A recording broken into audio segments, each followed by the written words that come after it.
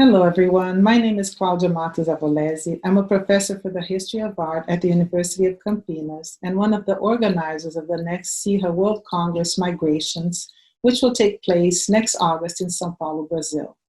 In the name of the CIHA Organization Committee, today I want to welcome you to the CIHA Pre-Congress series, Art Worlds of Brazil, a program of 10 lectures created in collaboration with the Clark Art Institute to offer a comprehensive view of the rich and diverse art traditions of Brazil from the colonial period to contemporary art.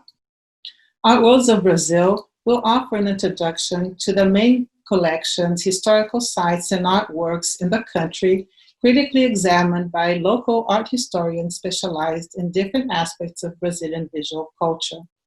The lectures will be posted once a month for public access on the Clark and CIHA websites, and a closed webinar related to each lecture will be offered to the participants of CIHA World Congress in the week after the posting of each lecture.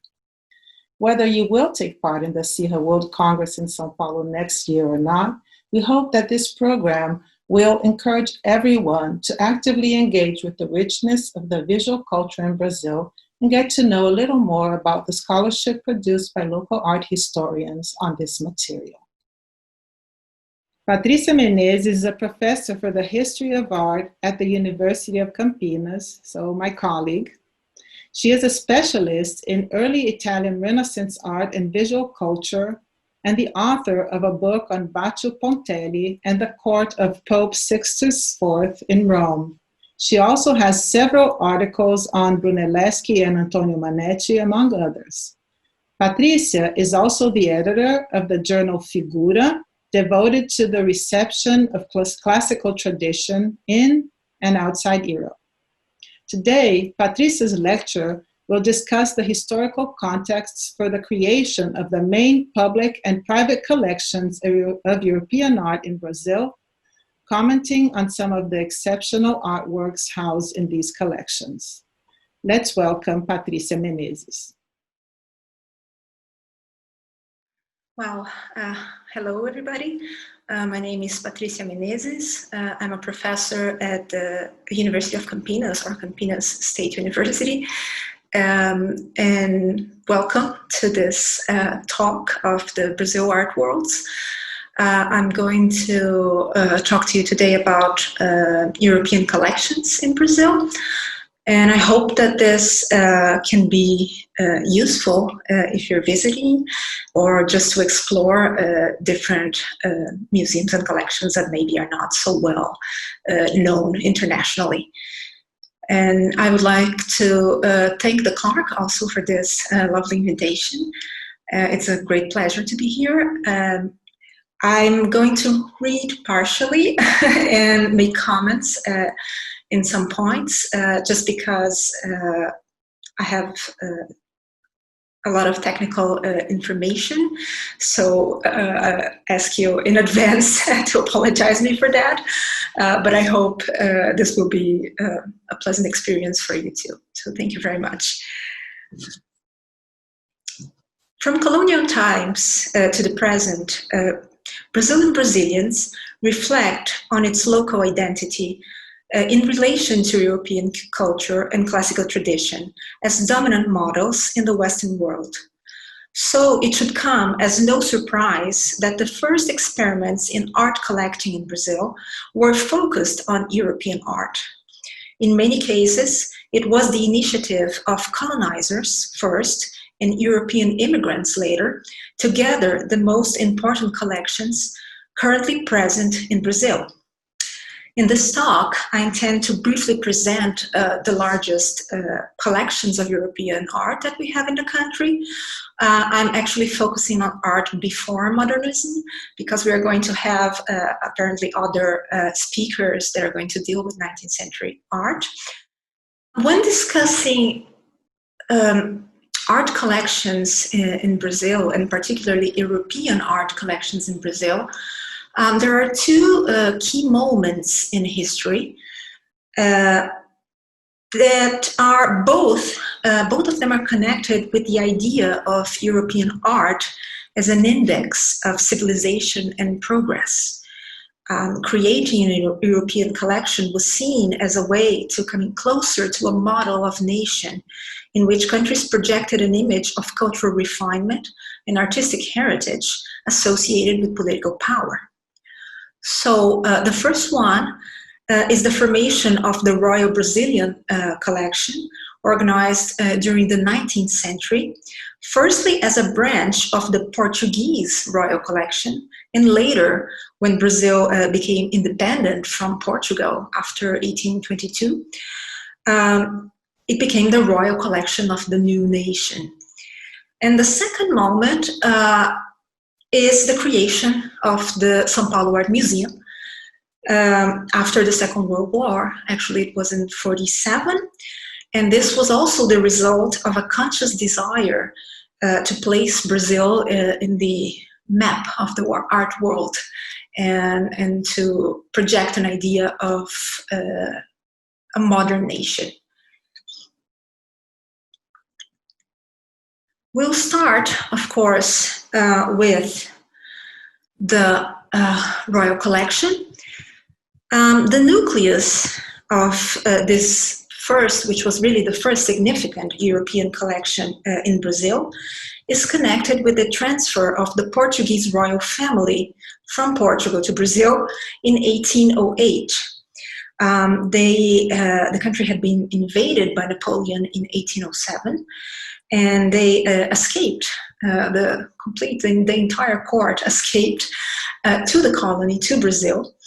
And in this occasion, and they were established there for many years, and they only returned to Portugal in 1821. So during this period between 1808 and 1821, there was a huge development in the colony because all of a sudden, Rio de Janeiro had to become the seat of the Portuguese crown. And so for the first time, Brazil was actually receiving all the attention and became the focus of a cultural project in order to fully become this new court. Several institutions were created, such as a military academy, a royal academy, a mint, and most importantly for us, a fine arts academy. So during this period, we have three different groups of works of art that are going to be combined to form what will become the Royal Collection. So first we have the paintings that were actually brought by the Portuguese court when they left Portugal for Rio de Janeiro in 1808. After that, we have another group that was bought by Joaquin Le Breton, which was in charge of the mission to found the Academy of Fine Arts. So they arrived in 1816, and he bought this group of paintings, and they came with him from France to Brazil. And the third group is a full collection that was bought by the Portuguese crown specifically to found a royal library in Rio de Janeiro. So you can see that there was actually a full project of modernizing and creating a cultural life in Rio de Janeiro. And these works of art were a significant part of that. So let's start by discussing a little bit these paintings that came in the first group with the Portuguese court.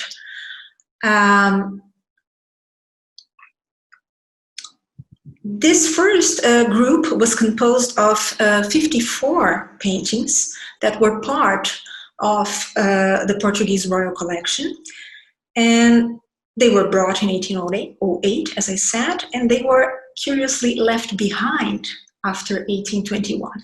So when the court went back to Portugal, the paintings stayed. And they were works ranging from the 16th to the 18th century. a large part of them being Italian art. And today, most of these paintings are preserved at the National Museum of Fine Arts. One of the characteristics of this collection that raises some questions, some interesting questions that we don't actually know the answer yet, is that the collection, 54 paintings, but almost a third of them were paintings from Genoa, from the 17th century. So there is an actual focus. We're going to see some of these paintings. This is one example. That raises the question, why? Is this like a personal taste of the king at the time? Does this have any connection with maybe commercial ties with Genoa? So we don't know very well why these paintings are in this specific style and period are so prominent on the collection. And also the fact that most of these 54 paintings were Italian also show the importance of the aesthetic model of Italy to Portugal. They were valued enough to come to Brazil with the royal family. So let's start to take a look at some of these paintings. I had a really hard time selecting them from all the museums and all the collections. Sometimes I chose to maybe present a painting that was less studied or not very well known. So here we have what is thought to be a Luca Cambiaso. We are actually not sure. It was an attribution. There are two other paintings that have the same model, but with some variations. One is not attributed to Cambiaso, but the other is. So it's a difficult situation, but it's very typical for Cambiaso. The night scene, the very dark, and this is the other painting that we have. This one is actually attributed to Luca Cambiaso. You can see that's the same composition in general, but more of a close-up. But in this case, we don't know. So this is one of the paintings, this one, not the other, that came from Portugal. So here we have another painting from the same region, from Genoa. This is Gioacchino Ceretto. It's an early work that still relies a lot on the influence of Bernardo Strozzi and Anthony van Dyck. It's possibly a study because we have several pentimenti in the hand and the head of the main figure. And sadly, this is actually the picture. It doesn't show that much, but the conservation state of this painting is very poor, sadly. And that's something important to mention as well, because the National Museum of Fine Arts has this very important Italian art collection because of the Portuguese crown and all that we were discussing. But its identity is of a 19th century Brazilian art museum. So it's the museum of all the great academic painters in Brazil in the 19th century. So the consequence of that is that the Italian collection is very little studied. It's almost never shown. It's always kept away. And also it's more difficult to take care of these conservation issues because it's actually less valued inside the museum a little bit because of this identity of the National Museum of Fine Arts, which is the word national is important there. It becomes really the museum where you can see the Brazilian art of the 19th century. Moving on to another Genoa. This is Giovanni Maria Bottana, called Raffaellino, and this is one of those rare cases that we have some documentation and know a little bit about the circumstances of the painting. So this was actually mentioned by a 17th century author, Raphael.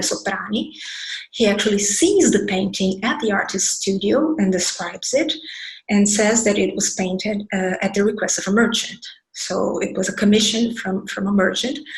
And this is also an artist that sadly we don't know much about because he died very young.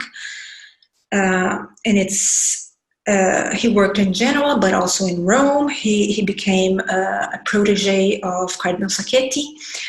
And the date there is around 1630s. There's not much to, he didn't have a long career, so we can actually know a lot about his stylish development, his stylistic development, sorry. But we believe around 1630s. Here we have, this is Giovanni Lanfranco, and this is a scene, also an iconography from literature. This is a scene from Ariosto's Orlando Furioso. It's the meeting of Angelica and Medoro. And this one also we know because it was part, we know something about the painting, about the commission and its provenance, because it was part of the collection of Cardinal Mazarin in France. So it was painted for Cardinal Antonio Barberini in Rome, and he gives it as a present to an ambassador of Louis XIII. And later, this one of the descendants of this ambassador gives it to Mazarino in exchange for some political favor or something. And so that's what we know about this painting, also very beautiful one. Here we have also a more Roman artist, Francesco Cozza.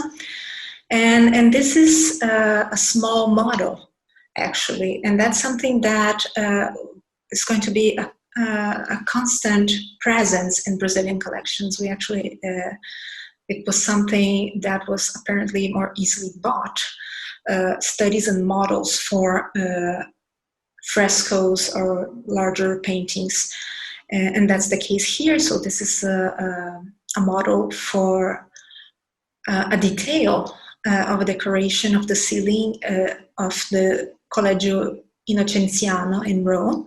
It's an allegory of astronomy.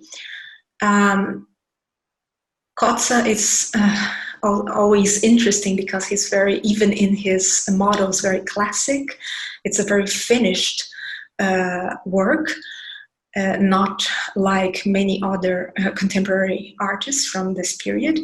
They usually are much faster, and so this is a particular characteristic that we find in Cozza. Here we have, this was during a restoration that happened at the ceiling of the library, and here we have exactly where the figure goes. So this, the theme of this fresco is actually, and it's perfect for a library, it's the triumph of divine knowledge. So you have all these allegorical figures representing several disciplines, and it works really well with the setting. And finally, from this first nucleus from the Portuguese royal crown, one of the few non-Italian paintings that we have, still connected to Italy, because Abraham Bruegel actually worked most of his life in Italy, in Rome. But we have this, this is one of a pair actually, we have another one, but I didn't have a great picture of it, so I kept only this one. This is Still Life with Fruit. and the other one is with flowers. It's very beautiful. It has a really, really high quality painting, but it's really, really one of the very few paintings that it's actually not Italian. The large majority of this group is Italian art. Moving now to the second group, we have Joaquin Le Breton and the Academy of Fine Arts. So, as I said, he was the head of this mission to found an Academy of Fine Arts in Rio de Janeiro. He was not an actual artist. He was a professor of rhetoric who became involved with politics and the 18 Brumaire coup. And later, he was named as the chief of the Fine Arts Office. But with the restoration around after 1815,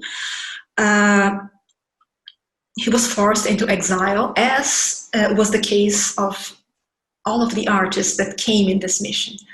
So it was a good thing for the Portuguese court in Brazil, because they could have these artists that otherwise would not have come. And it was good for those artists because they needed to escape this political situation that was not good for them. And he bought from a French dealer 59 paintings, 11 of which Italian. So we always see here the prominence of the Italian model. This is him. And the quality of these paintings, when compared with the first group, they're not that great. We have some good paintings, but the idea of this group was to form a study collection for the future academy. So the idea was to have a few pieces that would work for the formation of Brazilian artists, academic artists, and to study from these paintings. I'm showing just one because it's really interesting, which is Corrado Giaquinto. And here we also see a large prominence of 17th and 18th century art. Sorry for the black and white picture. I could not find a colored one, but I have a couple of colored details. So this is also a model for the apotheosis of St. Nicholas and the Holy Trinity. For the decoration of the dome of the Church of St. Nicholas of the Lorrainers, one of the 5 French national churches in Rome. And these frescoes were one of the first of a series of important commissions that Giaquinto will receive in Rome in the following years. So this particular work was pivotal somehow to expand his commissions and to pave, let's just say, his road for a larger success in Rome. And this is one of the details. So it's a very, also a very finished model. Probably this was some sort of saggio or a test that was presented to the Lorrainers, to the congregation, in order to finish the contract and to discuss how it's going to look. So it's probably something like that. Here we have another detail. I'm always intrigued by this figure with the armor. It's difficult to, if anyone has any suggestions, I would love to hear them, because he doesn't fit very well in the general crowd of saints. As I said, suggestions are welcome. And here is the actual dome, but sadly, the only picture I found was from the other side of the dome. So the part that we don't see is actually the part that is represented in that model. Then we have the third group, which was the collection bought with the sole purpose of founding a royal library in Rio de Janeiro. And the collection was actually assembled by a Portuguese architect named José da Costa e Silva. He was a famous architect, and he at the time, and he worked for the Portuguese crown in Portugal. He was considered a royal architect, and he traveled extensively through Italy and studied at the Accademia Clementina in Bologna. So his collection is here again very strongly rooted in Italian models. So he started his collection very young, when he was a student at the Accademia Clementina, and he bought paintings and, sorry, not paintings, drawings, prints, and also several architecture treatises. And so we have this huge collection that he accepted to sell to the king, to Dom João VI, in 1818, to form the basis of the Royal Library in Rio de Janeiro. So it's a lot of Italian drawings, prints, watercolors, maps. There were a large number of cameos, but actually no one knows today where they are. They are not at the library anymore. So I'm still trying to trace what happened to these cameos. And also a large quantity of books. And here we also have a bibliographical suggestion, because there is a catalog of the Italian drawings in his collection. So you can find that in the complete reference at the bibliography. And there are some particular characteristics in these Italian drawings. There's a prevalence of works connected to Bologna and Emilia. Of course, he was a student there, so he focused in artists and architects that were active in that area. There is also a large collection of drawings by Simone Cantarini, also called Il Pesarese, almost 50 drawings. It's actually one of the largest collections of his drawings together in one institution in the world. And also, as a suggestion, I leave the link of the National Library, which is the name of what was the Royal Library at the time in the 19th century. Now is the National Library. And they have a great website and digitalized collections. So it's also a good suggestion to explore there, and because there are many things, rare editions of Vasari, of different books from several centuries and several topics, so it's very interesting. So I decided just to show you a few of the drawings. So this is one of those 50 by Simone Cantarini.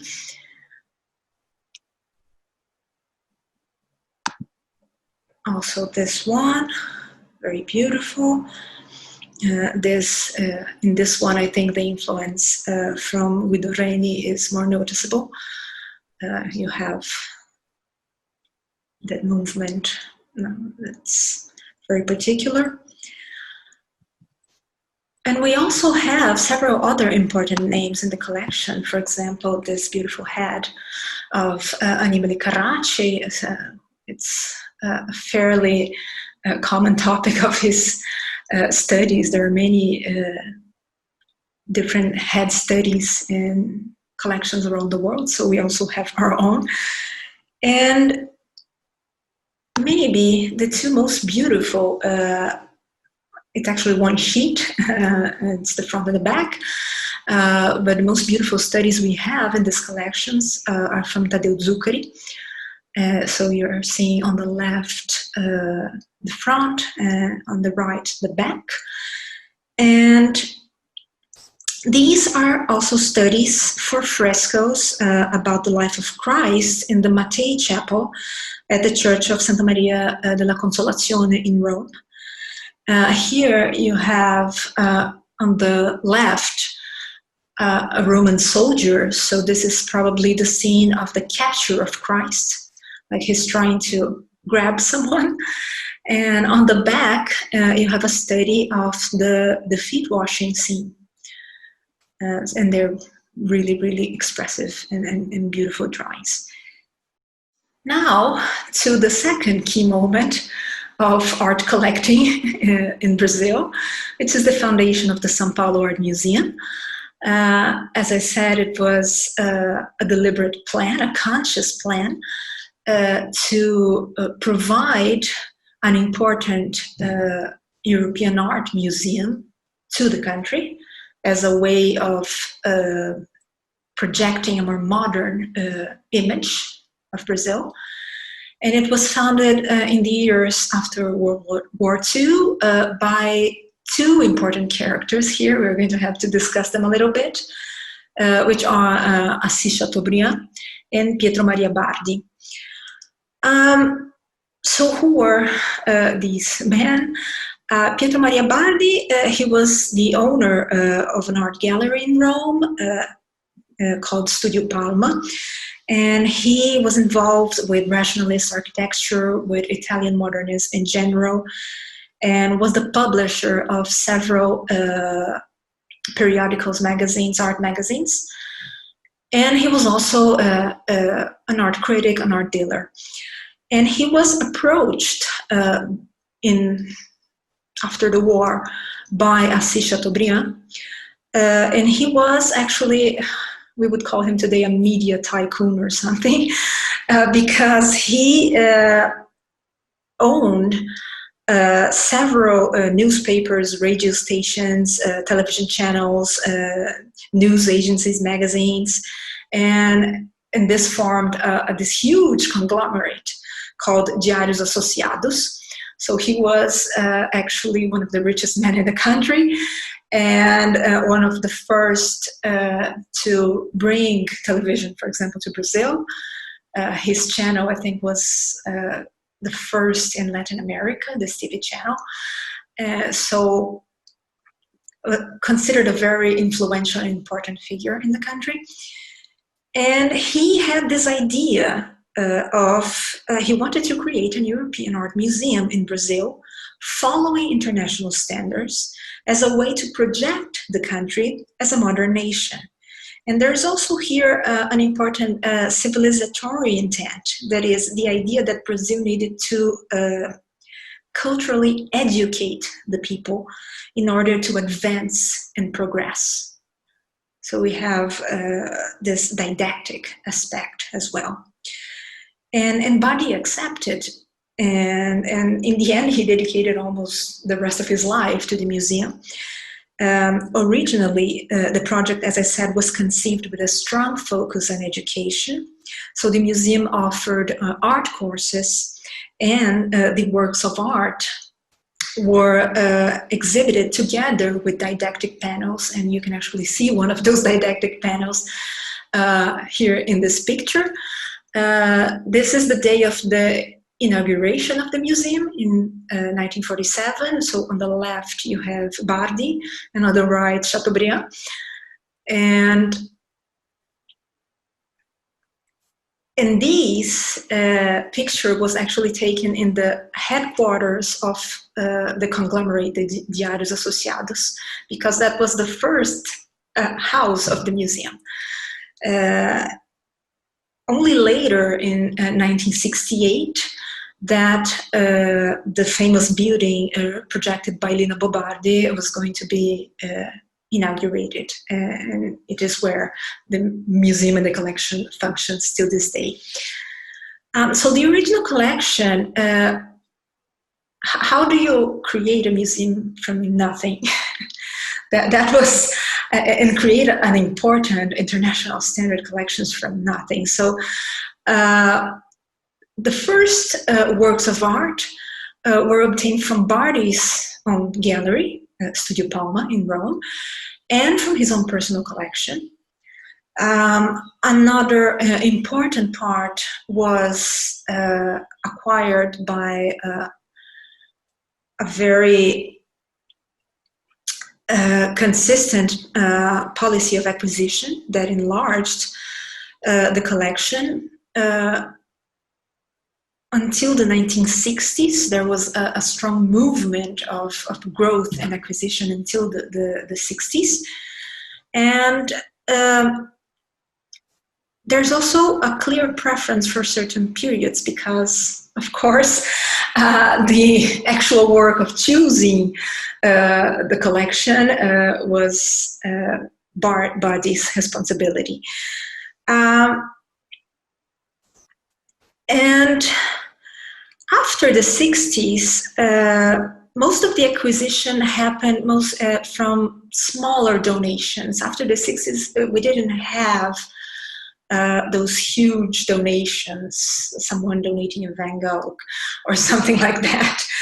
So the speed of growth of the collection was much smaller, was much slower after the 60s, but we still receive donations, only not the same size, of the same importance. So the selection of works, as I said, was left to Bardi, and his taste and intellectual background are embedded in the development of the collection. Bardi was born in 1900, and he had an important role in modernist art and architecture in Italy, as a dealer and as an art critic. But his artistic horizon was marked by French modernism. And the uncomfortable weight of Italy's glorious past and what he saw as a current provincialism of Italian art were rejected. So his models are mostly French and not really Italian. And so we are going to have some inconsistencies, let's just say. We have areas that are very periods and regions that are very well covered in the collection, and others that simply are not there. For example, there's a clear rejection of classic Italian Renaissance art. He had a particular taste for early Renaissance, very early, and Central Italy. We have another important focus in Venetian art from the 15th, 16th, and 17th century, but after that, no more. And there was no interest whatsoever in, for example, Roman Baroque, Counter-Reformation art. So these periods are not really very well covered in the collection.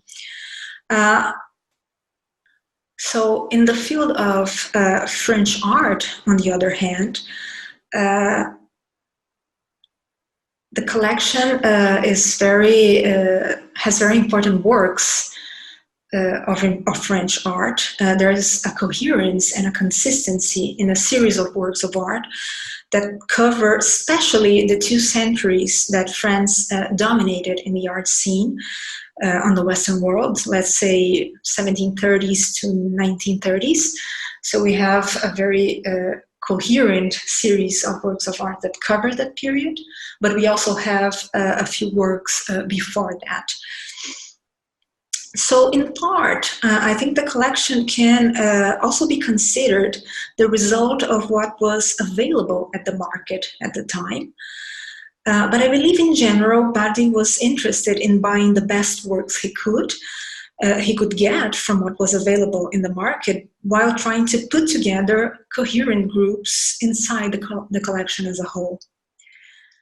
Here is how the collection is presented in the museum since 1968.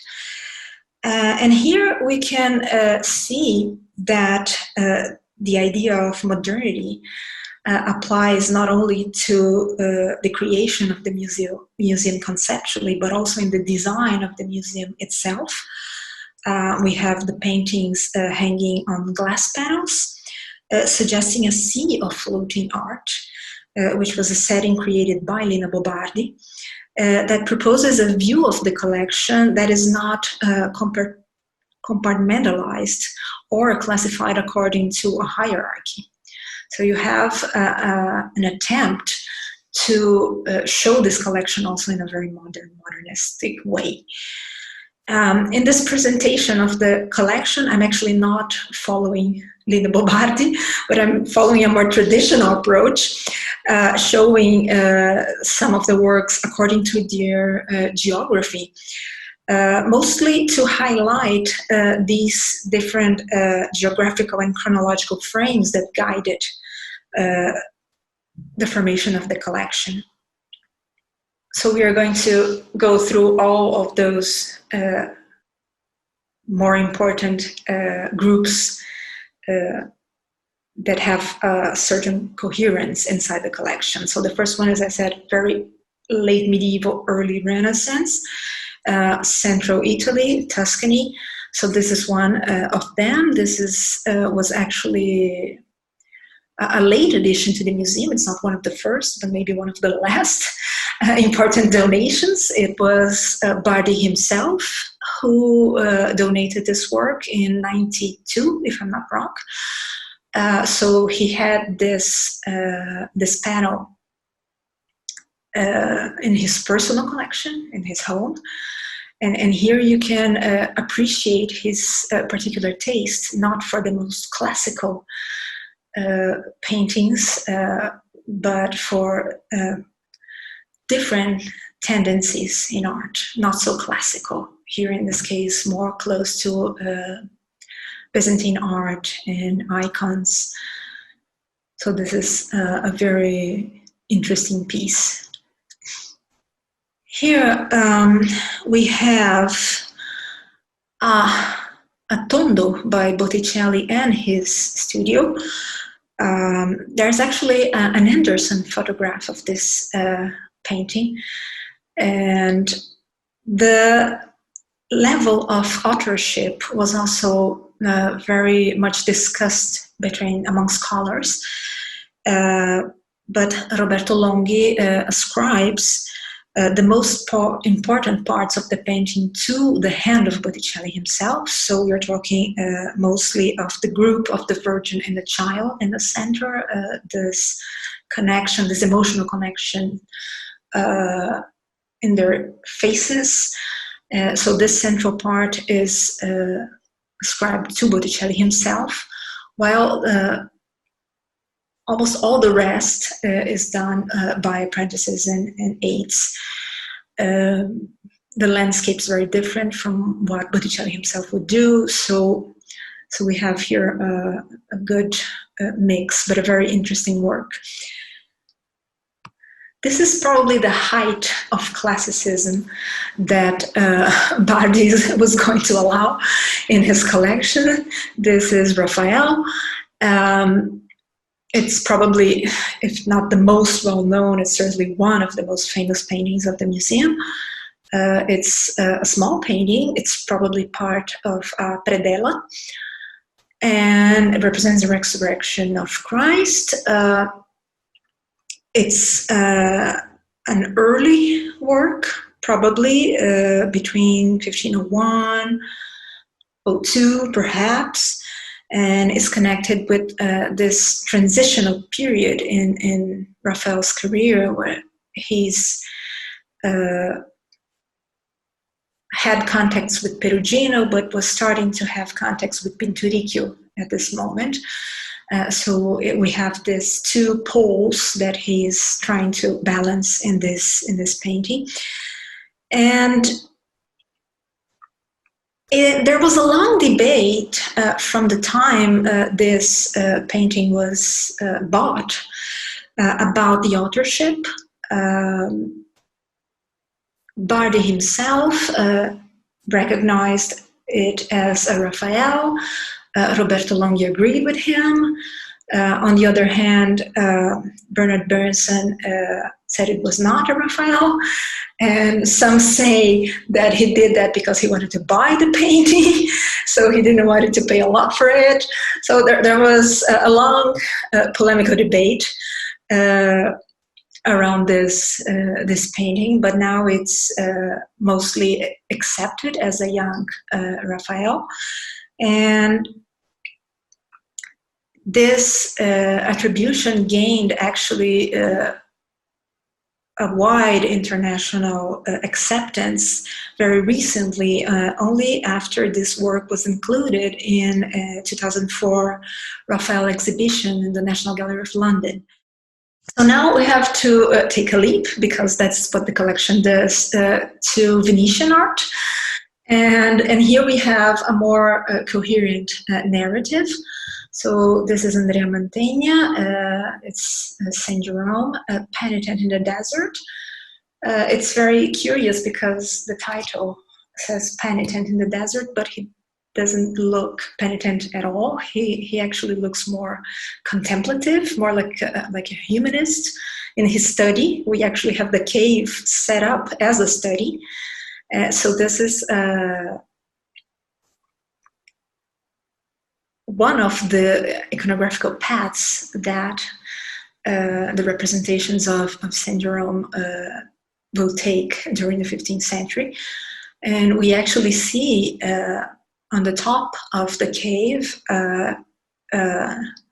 an owl. So it's a bird connected to knowledge, and not, for example, the white dove that you would expect in a scene like this. And this is also a very early work for Mantegna.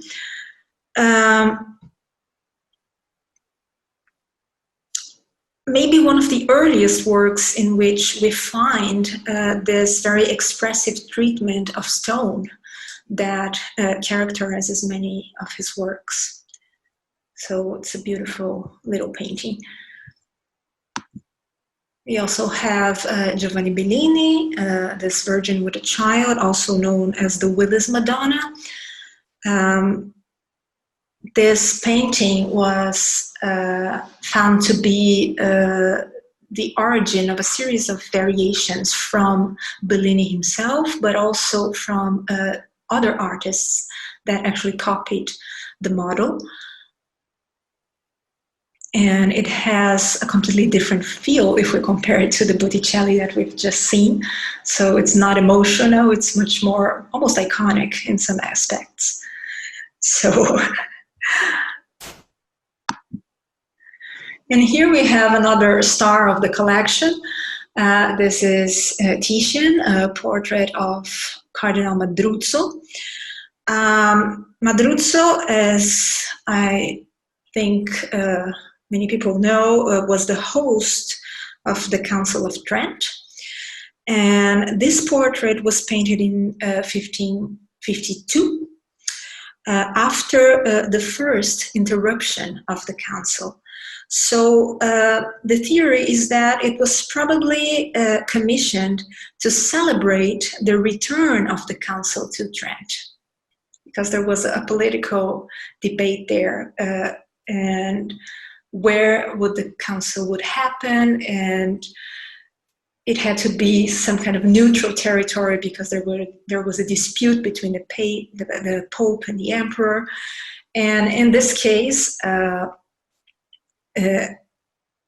Cardinal Madruzzo celebrated that he was able to maintain the council in Trent, only to have it interrupted again. But that's not the case here yet, because he was actually connected to the Emperor. And he was dressed here. It's very interesting. He's not dressed as a religious man, but he's dressed as an emissary, a diplomat, because he was connected to the Emperor. He was representing the interests of the Emperor. And we see Madruzzo in the act of pulling a curtain to reveal a clock, which is intriguing because it's very central in the composition. It is highlighted by the composition somehow, and it should be, or it could be, a reference to the transitory quality of life. But the curious fact is that this clock actually existed, and it followed the painting everywhere until the 19th century, till the late 19th century. Giovanni Cavalcazzelli actually saw them both together in 1877. So just a curious information, and it was inserted probably as a symbol, but also because it was one of his prized possessions at a moment where clocks were very popular. This technological advancement of measuring time. And to complete the Venetian excursion, we have a Tintoretto. This is also a very early work, and it's clearly inspired by Teishen's version of the same theme at the Vienna Museum. We have the same set of stairs, but the painting is mostly reversed. But we also have in this painting the intention of maintaining a dramatic effect, very much like its model. Now, let's see some examples of the French part of the collection. As I said, it's perhaps the most coherent and complete of the whole collection. It goes literally from Clouet to the School of Paris. So we have very Renaissance until the 20th century. And here we have a beautiful painting by Nicolas Poussin, which represents a very unlikely scene. There's a particular iconographic choice here. This is a scene based on a text called Immagine degli Dei by Vincenzo Cartari. So this is actually like a myth handbook that compiles several mythological stories in a book. And the scene represents this character, this young man called Jimenez, and he is secretly in love with this woman that is much richer and has a social status much higher than him. And he wants to be close to her, so he disguises himself as a woman to be close to her during this offering to Priapus and not be seen. And this painting is actually, I wouldn't say a pendant, we don't know actually, but it's connected to another painting by Poussin, preserved at the Prado Museum.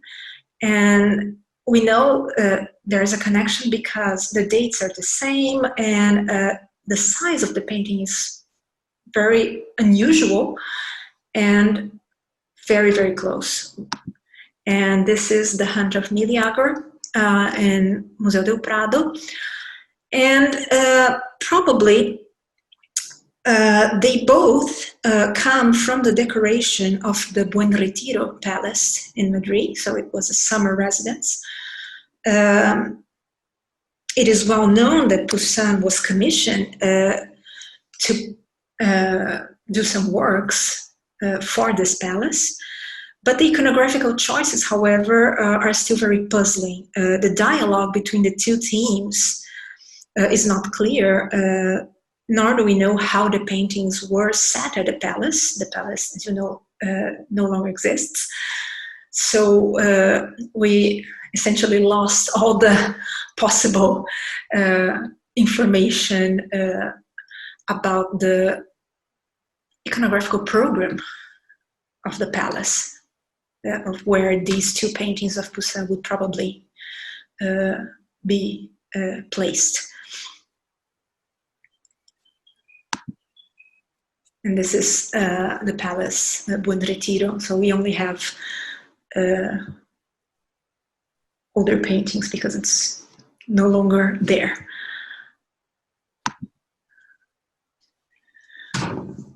Here we have Chardin,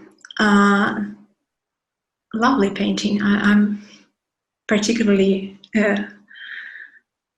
touched by this painting, don't know why. And this is a boy, a representation of a boy distracted from his studies and playing with a spinning top.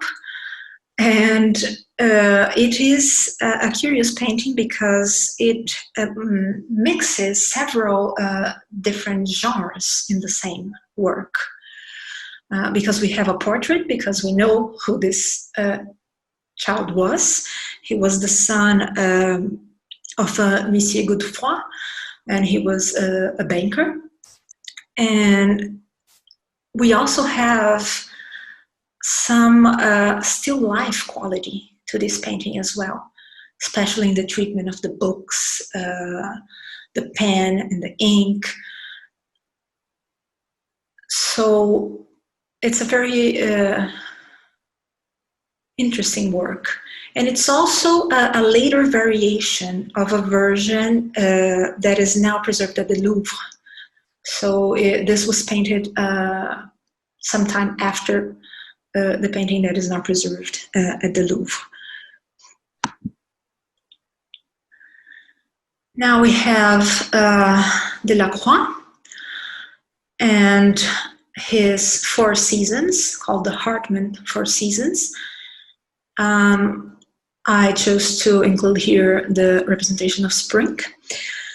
And this was a later mature painting. And it was the second time that the painter dealt with this theme. And it's an unusual iconography as well, because he chooses to represent the seasons through mythological scenes. And here, spring corresponds to the death of Eurydice. The commissioner, Hartmann, actually died before the series was completed, and they were left unfinished. But unfinished here is a complicated concept, because we can feel, looking at these paintings, that Delacroix was really not aiming for a very classic finish, but much more of a Turner-like rendering of the nature.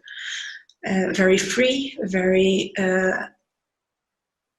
not worried about anatomical precision. And with that, he achieves a very interesting tension between the nature and the human figures. So, very beautiful series as well.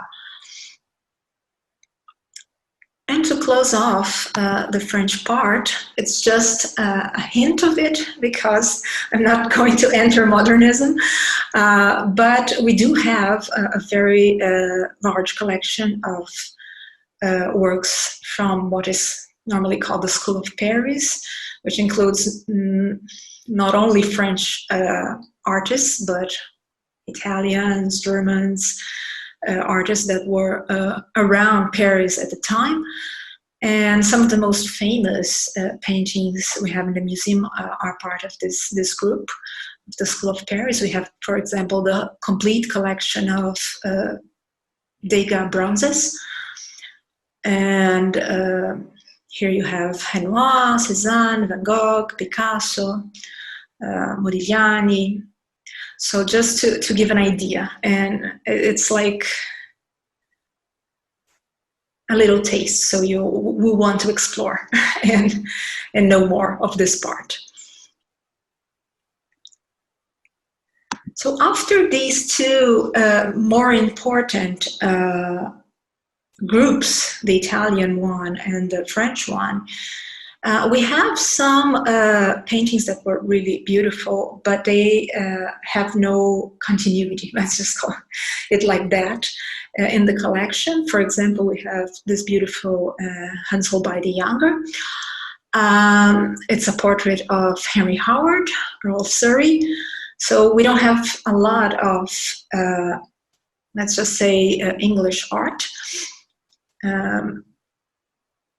So these paintings are very beautiful, very interesting, but they don't have a group to belong, let's just say it like that. They're more single pieces.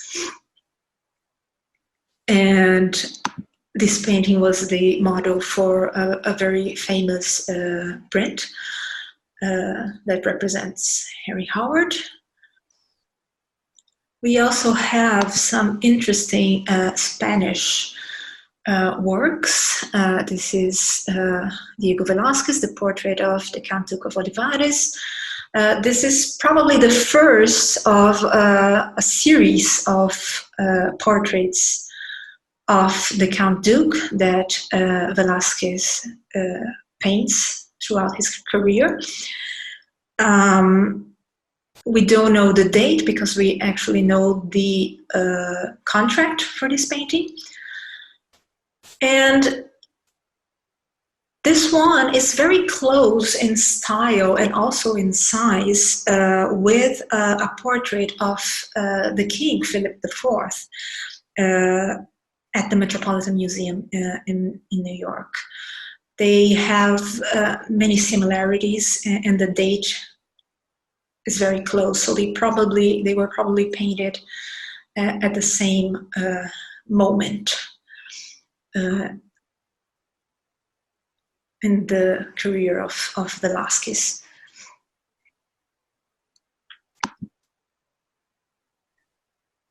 Here, another beautiful example of Spanish art. This is a portrait of Cardinal Luis Maria de Borbón y Valabria by Goya, and this painting was probably commissioned to celebrate the nomination of this character, who was a member of the royal family.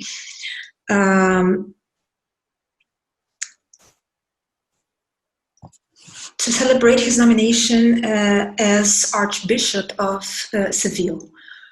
And it's also a very striking and painting with this large area of almost pure color. So in this sense, it has also a sense of modern, of the experimentations that are going to happen in the 19th century are somehow hinted at here.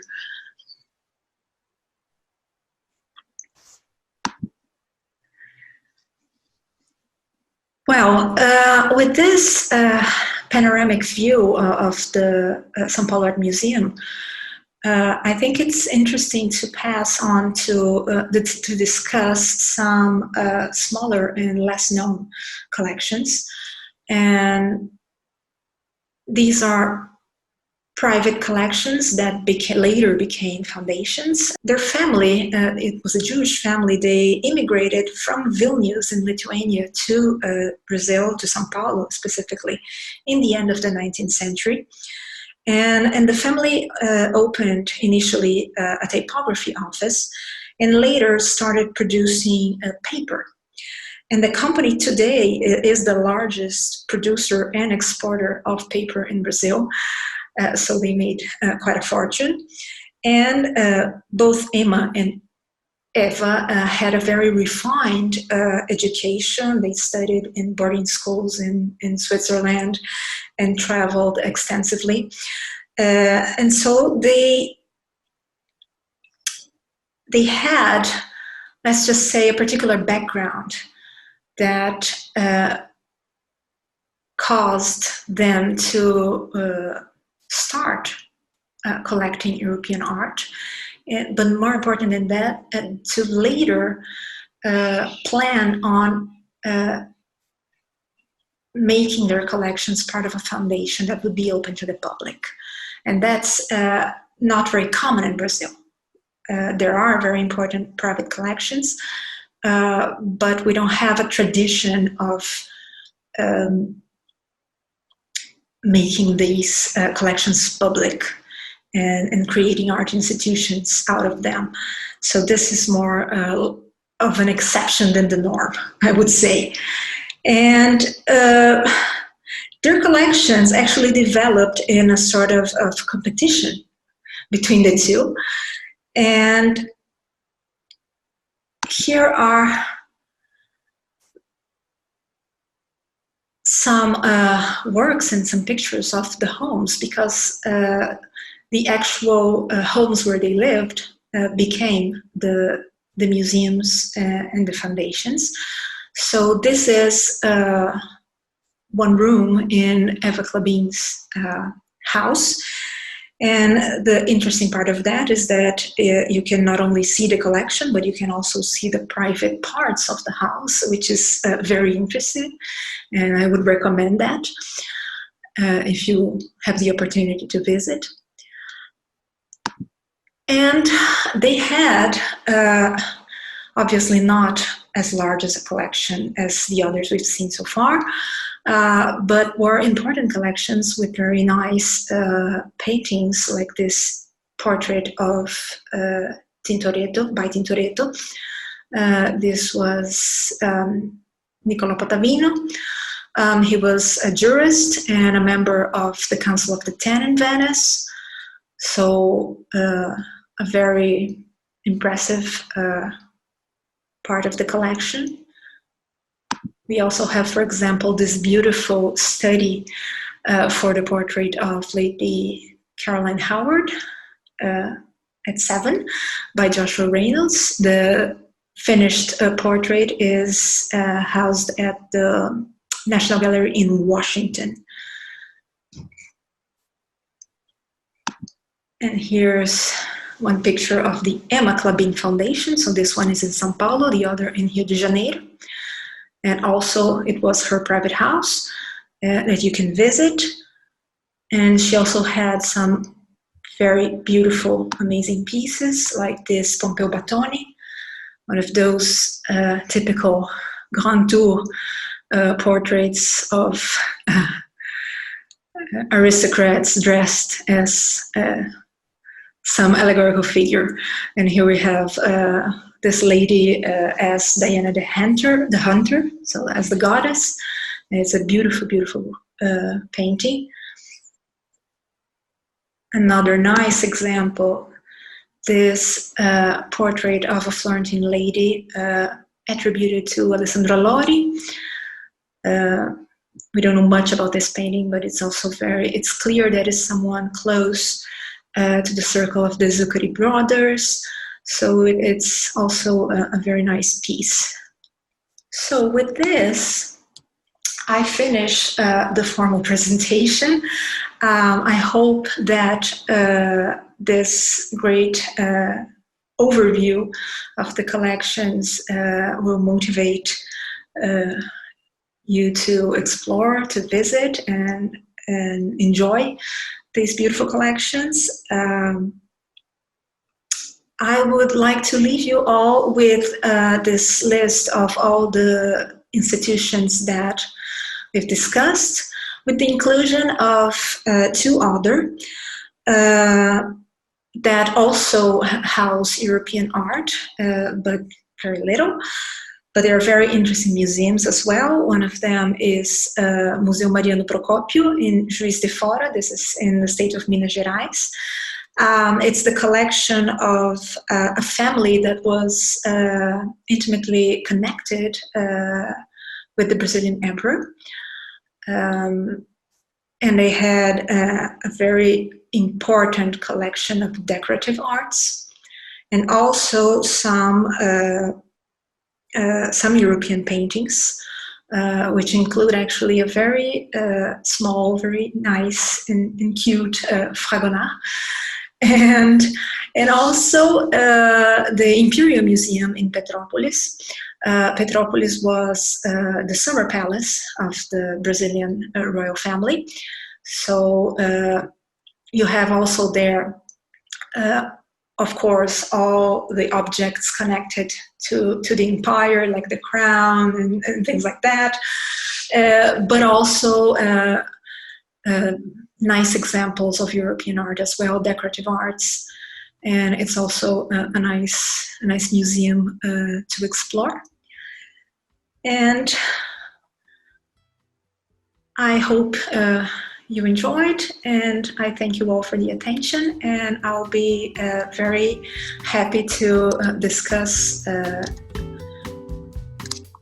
any question that might arise, and maybe explore more some aspects that we've discussed in this presentation. So thank you so much, and goodbye.